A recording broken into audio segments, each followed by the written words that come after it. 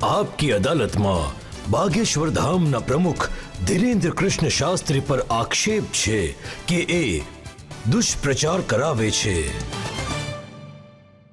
વાહ, જુઓ, હું તમને એક ઉદાહરણ આપવા માંગુ છું. યુટ્યુબ પર હું જોઈ રહ્યો હતો, તમારો એક વિડીયો છે, અને એ વિડીયો જોવાથી એવી ઇમ્પ્રેશન આવે છે કે જાણે કે વડાપ્રધાન નરેન્દ્ર મોદી તમારા દરબારમાં આવ્યા, અને એક નહીં એવા 3 વિડીયો છે બાગેશ્વર ધામ ઓફિશિયલ ચેનલ ઉપર. હવે તમારા સમર્થકોએ બનાવ્યો છે, હું તમને એમના બતાવું છું, માટે- જોઈ લો કે તમારો છે કે નહીં. बागेश्वर धाम सरकार पहुंच्या पीएम मोदी. तो શું મોદીજી પણ બાગેશ્વર ધામ સરકારના ભક્ત બની ગયા છે? આજકાલ રોજ બાગેશ્વર ધામ પાસે નેતાઓની ભીડ જામતી હોય છે, જેમાં વડાપ્રધાન શ્રી નરેન્દ્ર મોદીજીનું પણ નામ સામેલ છે, જે થોડા દિવસો પહેલા જ બાગેશ્વર ધામ સરકારના દર્શન કરવા પહોંચ્યા હતા. અને એમ કહેવાય છે કે થોડા દિવસ પહેલા જ વડાપ્રધાન નરેન્દ્ર મોદી બાગેશ્વર ધામમાં પોતાની પ્રાર્થના કરવા ગયા હતા. તો આવો સાંભળીએ સ્વયં ધીરેન્દ્ર શાસ્ત્રીના મોઢેથી.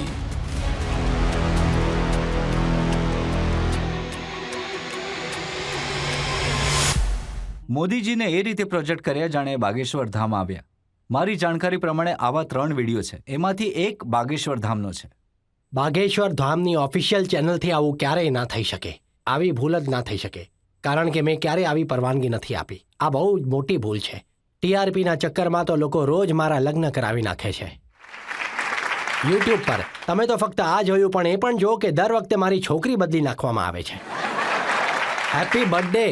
ક્યાંક તો એવું કહેવામાં આવ્યું, એકે ન્યૂઝ નાખ્યા કે બાગેશ્વર સરકાર 23 તારીખે પ્રણય સૂત્રમાં બંધાશે.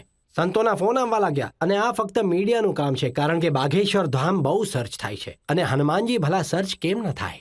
હનુમાનજી તો લોકોના શ્વાસમાં છે, એ પવનપુત્ર છે. તો લોકો બાલાજીના નામથી બાગેશ્વર ધામની સર્ચ કરે છે. તો લોકોને કેટલાક યુટ્યુબ વાળાઓ છે, બધા નહીં, અમુક યુટ્યુબ વાળાઓ છે, જે પોતાની વ્યુઅરશિપ વધારવાના ચક્કરમાં આ પ્રકારનું દુષ્કૃત્ય કરે છે. આ દુષ્પ્રચાર છે, અને અનેક વાર બાગેશ્વર ધામે આના પર કાર્યવાહી પણ કરી, એમની વિરુદ્ધ નોટિસ પણ મોકલી, અને અનેક વખત બાગેશ્વર દરબારમાં અમે ડિસ્ક્લેમર પણ આપ્યા છે. કોઈ પણ પ્રકારની ભ્રામક જાણકારીથી બચો, અને આ સાથે આ ધામને કોઈ જાતના લેવા દેવા નથી. એ પોતાની જાતની સાથે એ આવું ખરાબ કામ કરે છે, અને બાગેશ્વર ધામ એની વિરુદ્ધ કાયદાકીય પગલાં પણ લેવડાવશે. શાસ્ત્રીજી, વડાપ્રધાનનો બનેલો આવો વિડીયો બાગેશ્વર ધામના નામથી જાય તો તમને નથી લાગતું કે આ ભોળા લોકો માટે મિસલીડિંગ છે?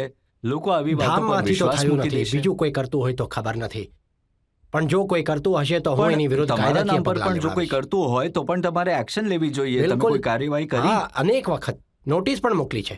ઘણી વખત કેટલી ચેનલોને બંધ કરાવી, જે કેટલી વાર અમને ખાન વિરુદ્ધ બતાવી દેતા હતા. ક્યારેક કોઈ ધમકી નાખી દે કે બાગેશ્વર ધામ પહોંચ્યા જેલ, અને હાથમાં હાથ કડીને આજુબાજુ પોલીસવાળા બતાવીને. તો મારી એમને અને તમારી વિચારસરણીને પ્રાર્થના છે, અને બહુ જોવામાં આવશે આપકે અદાલત, જ્યારે આ પ્રકારની ભ્રામક જાણકારીથી બચો. અમે આ પ્રકારે કોઈ પણ મારા દરબાર અથવા કથા પ્રદર્શનના વિષયો નથી. મારી કથા અને દરબાર દર્શનનો વિષય છે. તો તમારા તરફથી મોદીજીના વિડીયોના વિષયમાં શું કાર્યવાહી કરી? આમાં જો કે મને આજે ખબર પડી છે કે મોદીજીનો બન્યો છે. આની પહેલા મને જેલને એવું બધું બતાવ્યું હતું. મને આનું કોઈ જ્ઞાન નથી, પણ હું જતા વેત આપકી અદાલત પત્યા પછી લીગલી કાર્યવાહી FIR મારા અમુક સ્ટેશને કરાવીશ. સારું કહેવાય. આના સિવાય બીજા પણ ઘણા બધા એવા વિડીયોઝ છે. દેવેન્દ્ર ફડણવીસનો છે, મનોજ તિવારીનો છે. આ એ બધા તો પણ નકલી આવ્યા વિડીયો હતા. છે કે આ? અરે નહીં, એ લોકો તો આવ્યા હતા, એમના નહીં કરાવતા. ના ના ના ના. દેવેન્દ્ર ફડણવીસ પણ આવ્યા હતા, અને મનોજ તિવારી મારા બહુ પ્રિય શિષ્ય છે, એ પણ આવ્યા હતા. ઘણા આવ્યા છે, પણ મોદીજી નથી આવ્યા.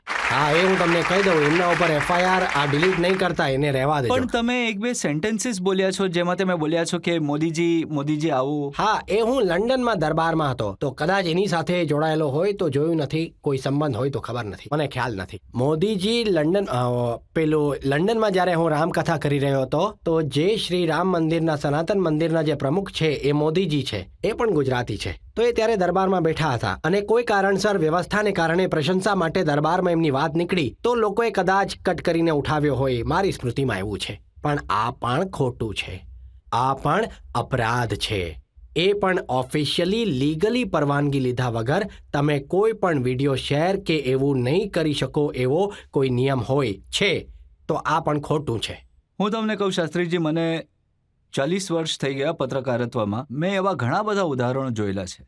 ચંદ્રા સ્વામીનું ઉદાહરણ જોયું હતું, અને નરસિમ્હા રાવ સાથે એમના ફોટાઓ, રાજીવ ગાંધી સાથે એમના ફોટાઓ, જ્હોન મેકેન્દ્રો સાથેના ફોટા, લિઝ ટેલરની સાથે. આ આંતરરાષ્ટ્રીય ખ્યાતિ પ્રાપ્ત લોકો છે, અને એ આ ફોટો બતાવીને પોતાની દુકાન ચલાવતા હતા. અને ખરેખર જે દુનિયાના મોટા મોટા લીડર્સ હતા એમને એ ઓળખતા હતા. બ્રુનેઈના સુલતાન આ જ કારણે એમના શિષ્ય બની ગયા હતા. આફ્રિકન કન્ટ્રીઝના પ્રેસિડેન્ટ હતા મોબુતુ, એ એમના શિષ્ય બની ગયા હતા. મારો એ જ ભાવ છે. કોઈ પણ આવશે, બધાનું સન્માન છે. મારો એ ભાવ નથી કે લોકોને તમારો ફોટો બતાવો એટલે તમને એ માને.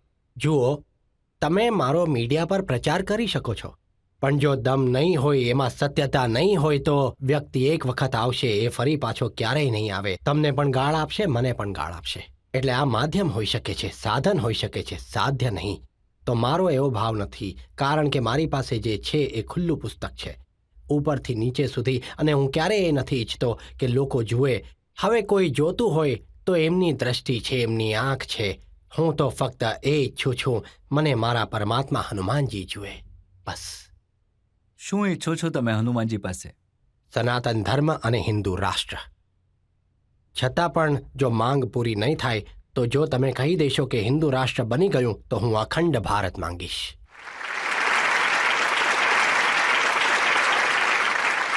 જો ખરેખર તમારો એવો વિશ્વાસ છે કે બજરંગબલી આવી ઈચ્છા પૂરી કરી હા, શકે કરે છે, છે. તો એમને કરે છે. હા, કરે છે. તો મારી સ્કેલ કરે થોડો છે. વધારો ને. એમને કહો કે પુતિનને સમજાવે કે યુક્રેનમાંથી પોતાની સેના પાછી બોલાવે. તો આવો. આ તો આંતરરાષ્ટ્રીય છે, કારણ કે એનાથી યુક્રેન જે ખ્રિસ્તી રાષ્ટ્ર છે એમને ખબર પડશે કે હું મારી સનાતન તરફ- ધર્મની શક્તિ કેટલી છે. હું મારી તરફથી રોજે રોજ વિશ્વમાં શાંતિ હોય, કલ્યાણ થાય એવી પ્રાર્થના રોજ કરું છું. અને હનુમાનજીએ રાવણને પણ સમજાવ્યો હતો, માની જા, ભગવાન છે, પાછા આપી દે જાનકી માતાને. પણ જેનો સમય આવી ગયો હોય એને હનુમાનજીની વાતો પણ ન સમજાય. ગુરુના સંબંધે મેં પણ પ્રાર્થના કરી. હવે કોઈની આવી ગઈ, અમે જે બતાવે, અમારી પાસે લોકો આવે છે, મહારાજ અમારે મરવું નથી. હવે એને શું કહું કે જેને હું કહું છું એને પણ મરવાનું છે? હદ થઈ ગઈ. હું તો પાગલો જેવી વાતો કરી રહ્યો છું, પાગલ.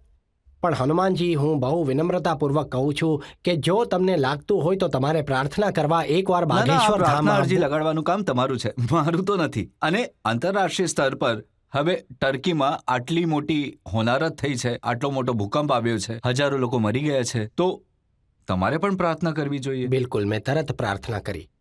અને હું પ્રાર્થના કરું છું પ્રતિદિન. મારી પાસે જે પણ છે, ચૂરણ, ચટણી, હું મારા ગુરુને, બાલાજીને પ્રાર્થના કરું છું કે તમે કલ્યાણ કરો, બધાનું ભલું થાય. તમને એનાથી કોઈ ફરક નહીં પડે કે ક્રિશ્ચિયન કન્ટ્રી છે કે જરા ઇસ્લામ? પણ નહીં. હું તો પોતે ગયો છું. હું તો આખી દુનિયામાં મંગળની કામના કરું. હું તો એ ધર્મનો છું જ્યાં વસુધૈવ કુટુંબની ચર્ચા કરવામાં આવે છે. સર્વે ભવંતુ સુખિના, સર્વે ભવંતુ નિરામયા, સર્વે મંગલ ગો, મંગલ ભવન અમંગલહારી. હું આવો નથી, હું માનવતામાં માનું છું. જે કોઈને દુઃખ હોય, હે બાલાજી, તમે સંકટ મોચન છો, એમના સંકટ દૂર કરો, એમનો બેડો પાર કરો, મને કોઈ વાંધો નથી. આ વાત સાચી કરી તમે.